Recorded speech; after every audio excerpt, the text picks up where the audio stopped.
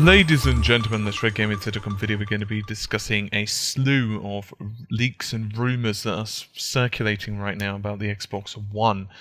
Now obviously, since these are leaks and rumours, I'm not saying they're 100% true, but it certainly seems that there's a growing movement of evidence which is pointing towards this. Now I'm sure many of you will be aware that there have been rumours for a while that various large titles on the Xbox One, for example TitanFall, Call of Duty Ghosts, Battlefield 4 and so on, are going to be running at 720p. Microsoft continues to refuse to comment on this, or saying that they don't have the information or whatever.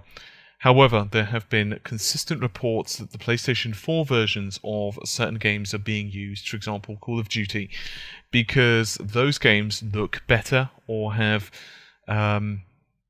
basically they're a more finished state.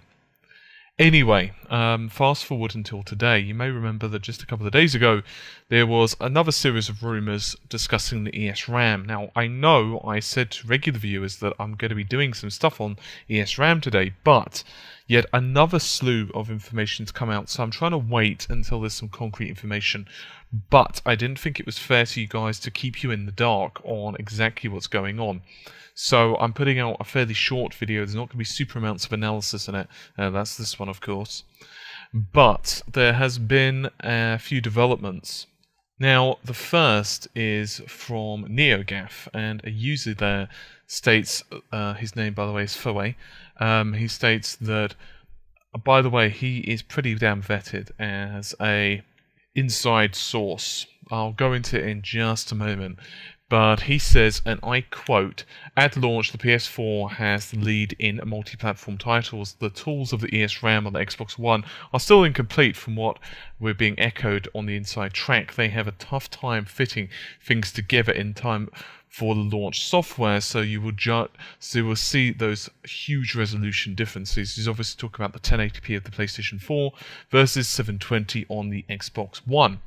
Back into it. "Once the toolchain improves, the resolution barrier will start to diminish. But post-launch, when developers start taking advantage of compute on the PlayStation 4, despite the Xbox One's best efforts to get the tools work better, the gap will stay as large or even widen. As far as I can understand, the gap will always remain significant, but never in the realm of outside of portability." Then a series of Twitter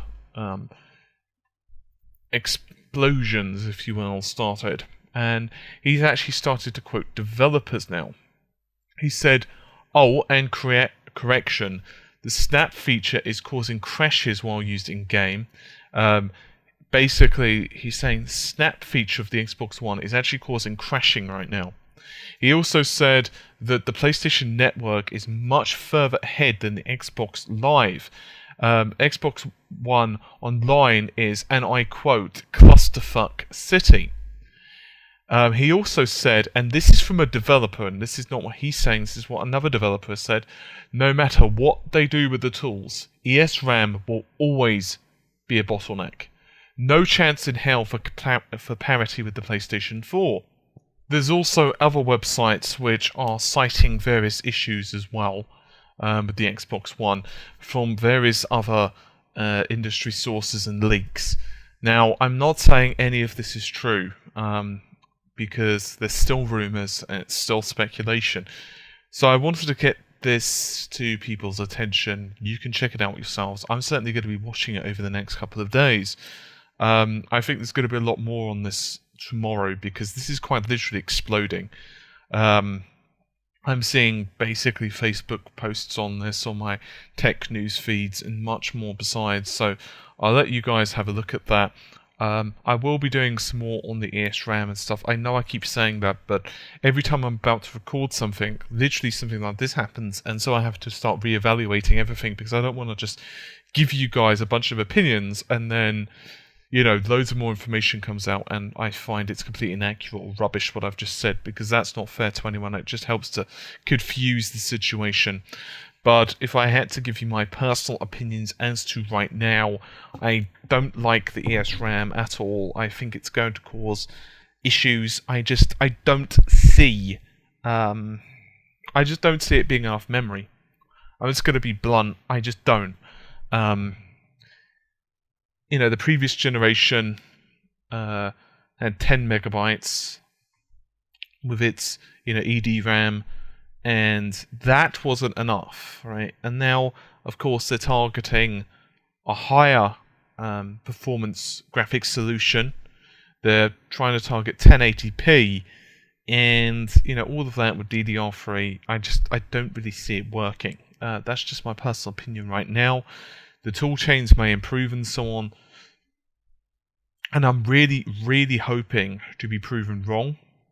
I honestly am, because I don't want the PlayStation 4 to be significantly better than the Xbox One. I don't think it's good for anyone's point of view. Now, I'd also like to point out one final thing. Even if the Xbox One's final resolutions on most titles is only 720p, it does not detract from the fact that, the games could well be very good. And, you're still going to have really good titles on it. You're still going to have a lot of fun on the system.